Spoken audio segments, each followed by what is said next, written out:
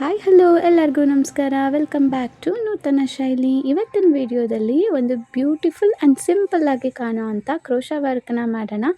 ಈ ಒಂದು ಡಿಸೈನ್ನ ಮಾಡೋದಕ್ಕೆ ನಾನು ಬಾಡಿ ಕಲರಲ್ಲಿ ಬಂದಿರೋ ಅಂಥ ವೈಟ್ ಪ್ರಿಂಟ್ಸ್, ವೈಟ್ ಅಂದರೆ ಎಕ್ಸಾಕ್ಟ್ ವೈಟ್ ಅಲ್ಲ, ಕ್ರೀಮ್ ವೈಟ್ ಇದೆ, ಅದು ಬಂದು ಫುಲ್ ಸ್ಯಾರಿ ಬಾಡಿಗೆ ಪ್ರಿಂಟೆಡ್ ಬಂದಿದೆ. ಸೊ ಅದನ್ನು ಸೆಲೆಕ್ಟ್ ಮಾಡಿಕೊಂಡು ವರ್ಕ್ನ ಮಾಡ್ತಾ ಇದ್ದೀನಿ. ಮತ್ತು ಫುಲ್ ಬಾರ್ಡರ್ ಬಂದು ಪಿಂಕಲ್ಲಿದೆ. ಸೊ ಅದು ಬಂದು ಕುಚ್ಚಿಗೆ ನಾನು ಈ ಕ್ರೀಮ್ ವೈಟ್ ಜೊತೆಗೆ ಮಿಕ್ಸ್ ಮಾಡಿ ಹಾಕ್ತೀನಿ. ಸೊ ಇವಾಗ ನಾನು 6 ಎಳೆ ದಾರನ ಸುತ್ತಿ ರೆಡಿ ಮಾಡಿ ಇಟ್ಕೊಂಡಿದ್ದೇನೆ. ಹಾಗೆ ನಾನು ಈ ರೀತಿ ಸ್ಮಾಲ್ ಬೀಡ್ಸ್ಗಳನ್ನ ತೊಗೊಂಡಿದ್ದೀನಿ. ಈ ಒಂದು ಡಿಸೈನ್ ಅಂತೂ ತುಂಬ ಚೆನ್ನಾಗಿ ಬರುತ್ತೆ. ಒಂದು ಸ್ವಲ್ಪ ಬೇಸಿಕ್ ಗೊತ್ತಿದ್ದರೆ ಸಾಕು, ಈ ಒಂದು ಡಿಸೈನ್ನ ಆರಾಮಾಗಿ ಎಲ್ಲ ಬಿಗಿನರ್ಸ್ಗಳು ಮಾಡಿಬಿಡ್ಬೋದು. ತುಂಬ ಈಸಿ ಇದೆ, ಬಟ್ ಡಬಲ್ ಕ್ರೋಶೆ ಹಾಕೋದು ಗೊತ್ತಿರಬೇಕು, ಅದು ತುಂಬ ಇಂಪಾರ್ಟೆಂಟ್ ಈ ಒಂದು ಡಿಸೈನಲ್ಲಿ.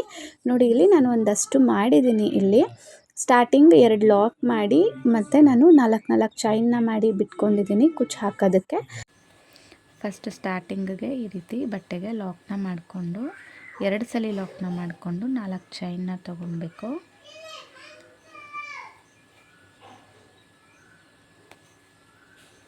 ಇದು ಒಂದೇ ಸ್ಟೆಪ್ಪಲ್ಲೇ ಮುಗಿಯುತ್ತೆ. ನಾನಿಲ್ಲಿ 2 ಸಲ 4 ಚೈನ್ ಗ್ಯಾಪ್ ಇಟ್ಟಿದ್ದೀನಿ. ಸೊ 2 ಕುಚ್ಚು ಹಾಕೋದಕ್ಕೆ ನೀವು ಒಂದೊಂದು ಬೇಕಿದ್ದರೂ ಒಂದೊಂದು ಕುಚ್ಚು ಬೇಕಿದ್ದರೂ ಹಾಕೊಬೋದು. ಓಕೆನಾ. ಇವಾಗ ಈ ರೀತಿ 4 ಚೈನ್ ಹಾಕ್ಕೊಂಡು ಲಾಕ್ ಮಾಡಾದಮೇಲೆ 2 ಚೈನ್ನ ಹಾಕೋಬೇಕು.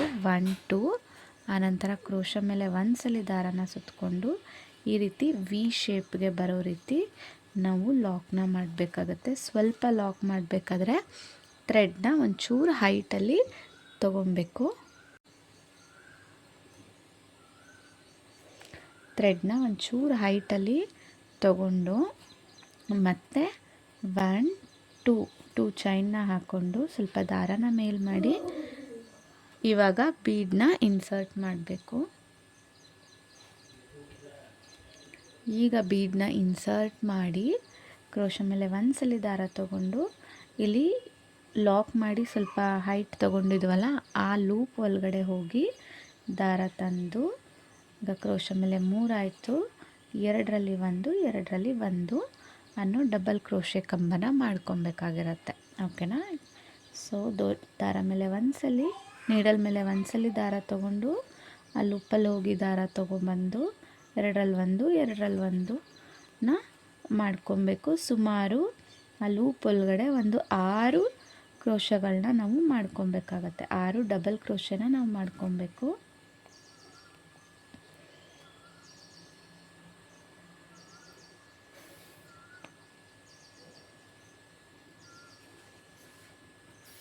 ನೋಡಿ ಈ ಥರ. ಸೊ ಎಷ್ಟಾಗಿದೆ? 1 2 3 4 5 6 ಆಗಿದೆ. 6 ಆದಮೇಲೆ ಇದನ್ನು ನಾವು ಬಟ್ಟೆಗೆ ಲಾಕ್ ಮಾಡಬಾರ್ದು. ಡೈರೆಕ್ಟಾಗಿ ಕ್ರೋಶ ಮೇಲೆ 1 ಸಲ ದಾರ ತೊಗೊಂಡು ಈ ರೀತಿ ಒಂದು ಟ್ರಯಾಂಗಲ್ ಶೇಪ್ ಬರೋ ರೀತಿ, ಓಕೆನಾ, ಟ್ರಯಾಂಗಲ್ ಶೇಪ್ ಬರೋ ರೀತಿ ನೋಡಿಕೊಂಡು ಬಟ್ಟೆಗೆ ಲಾಕ್ ಮಾಡಬೇಕಾಗತ್ತೆ. ಓಕೆನಾ. ಅದನ್ನು ಸ್ವಲ್ಪ ದಾರನ ಎಳ್ಕೊಂಡು ಲಾಕ್ ಮಾಡಬೇಕು. ಸೊ ಯಾಕಂದರೆ ನಾವು ಹಲ್ಲು ಸಹಿತ ಇದೇ ರೀತಿ ಕಂಬಗಳನ್ನ ಫಿಲ್ ಮಾಡಬೇಕು. ಸೊ ಅದಕ್ಕೆ ಬಟ್ಟೆನ ಸ್ವಲ್ಪ ಎಳ್ಕೊಂಡು ಈ ರೀತಿ ಲೆಂತ್ ಬರೋ ರೀತಿ ನೋಡಿಕೊಂಡು ಲಾಕ್ ಮಾಡಿ 1 2 ಚೈನ್ನ ಹಾಕ್ಕೊಂಡು ಸ್ವಲ್ಪ ದಾರನ ಮೇಲ್ ಮಾಡಿ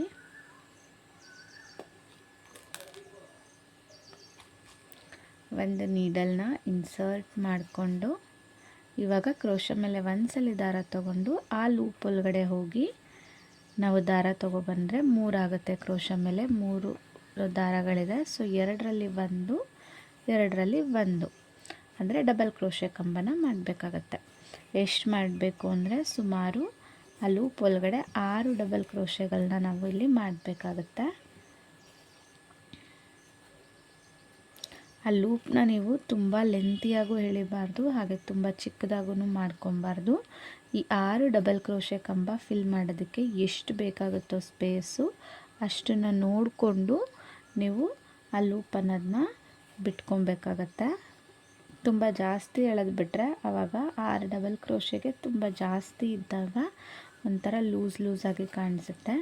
ಕಮ್ಮಿ ಇದ್ದಾಗ ತುಂಬ ಫಿಟ್ಟಾಗಿ ಕುತ್ಕೊಳ್ಳುತ್ತೆ, ಒಂಥರ ಇಕ್ಕಟ್ಟಲ್ಲಿ ಕುತ್ಕೊಂಡಿರೋ ಥರ ಇರುತ್ತೆ. ಸೊ ನೋಡಿಕೊಂಡು ಹಾಕಿ. ನೋಡಿ ಇವಾಗ ಆಗಿದೆ. ಸೊ ಇವಾಗ ಲಾಕ್ ಮಾಡೋದಕ್ಕೂ ಮುಂಚೆ ಕ್ರೋಶೆ ಮೇಲೆ ಒಂದ್ಸಲಿ ದಾರ ತೊಗೊಂಡು ಈ ರೀತಿ ಟ್ರಯಾಂಗಲ್ ಶೇಪ್ ಬರೋ ರೀತಿ ನೋಡಿಕೊಂಡು ನಾವು ಈ ಲಾಕ್ನ ಮಾಡಬೇಕಾಗತ್ತೆ. ಸೊ ಇದಾದಮೇಲೆ ಮತ್ತೆ 1 2 2 ಚೈನ್ನ ಹಾಕಿ ದಾರನ ಮೇಲ್ ಮಾಡಿ ಒಂದು ಬೀಡನ್ನ ಇನ್ಸರ್ಟ್ ಮಾಡಿಕೊಂಡು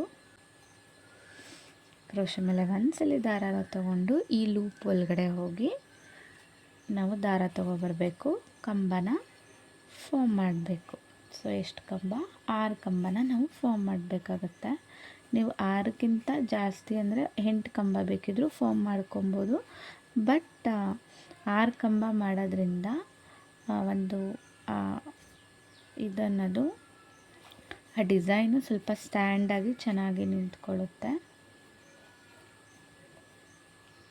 ಇಲ್ಲಿ ಒಂದು ಎಳೆ ಮಿಸ್ ಆಗಿಬಿಟ್ಟಿತ್ತು. ಸೊ ಅದಕ್ಕೆ ಬಿಚ್ಚಿ ಮತ್ತೆ ಆ ಎಳೆನ ಒಂದೇ ಒಂದು ಎಳೆ ಮಿಸ್ ಆಗಿಬಿಟ್ಟಿತ್ತು. ಸೊ ಒಂದು ಎಳೆನೂ ಮಿಸ್ ಆಗದೆ ಇರೋ ರೀತಿ ನೀಟಾಗಿ ಫಿನಿಶಿಂಗ್ನ ಕೊಡಬೇಕು. ಆವಾಗಲೇ ತುಂಬ ಚೆನ್ನಾಗಿ ಕಾಣಿಸುತ್ತೆ.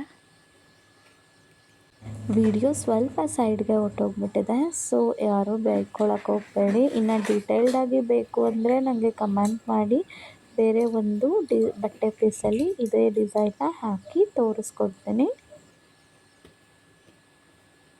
6 ಓಕೆನಾ. ಇವಾಗ ಈ ರೀತಿ 3 ಸ್ಲ್ಯಾಂಟಿಂಗ್ ಆರ್ಚ್ಗಳನ್ನ ಮಾಡ್ಕೊಂಡಿದ್ದಾದಮೇಲೆ ಇವಾಗ ನಾನು ಕ್ರೋಶೆ ಮೇಲೆ ಯಾವುದೇ ರೀತಿ ದಾರ ತೊಗೊಳಲ್ಲ. ಡೈರೆಕ್ಟು ಎಲ್ಲಿಗೆ ಬರುತ್ತೋ ಅಲ್ಲಿಗೆ ನೋಡಿಕೊಂಡು ಬಟ್ಟೆಗೆ ನಾನು ಲಾಕ್ ಮಾಡಿಬಿಡ್ತೀನಿ.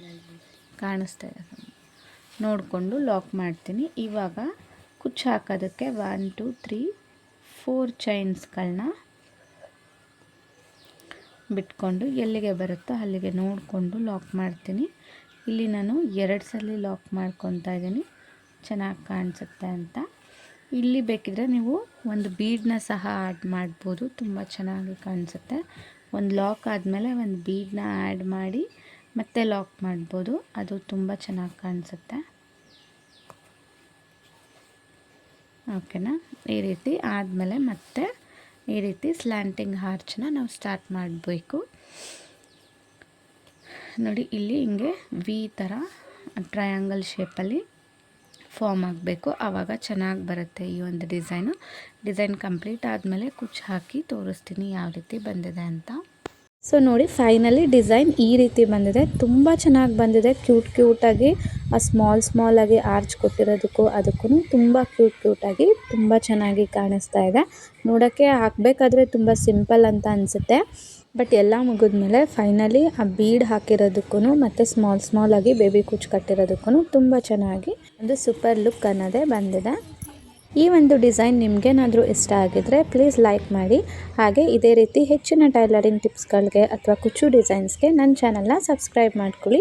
ನಿಮ್ಮ ಅಕ್ಕಪಕ್ಕದಲ್ಲಿ ಯಾರಾದರೂ ಕುಚ್ಚು ಕಲಿತಾ ಇದ್ದರೆ ಅಥವಾ ಟೈಲರಿಂಗ್ ಕಲಿತಾ ಇದ್ದರೆ ಈ ವಿಡಿಯೋನ ಅವ್ರಿಗೆ ಫಾರ್ವರ್ಡ್ ಮಾಡಿ. Thank you.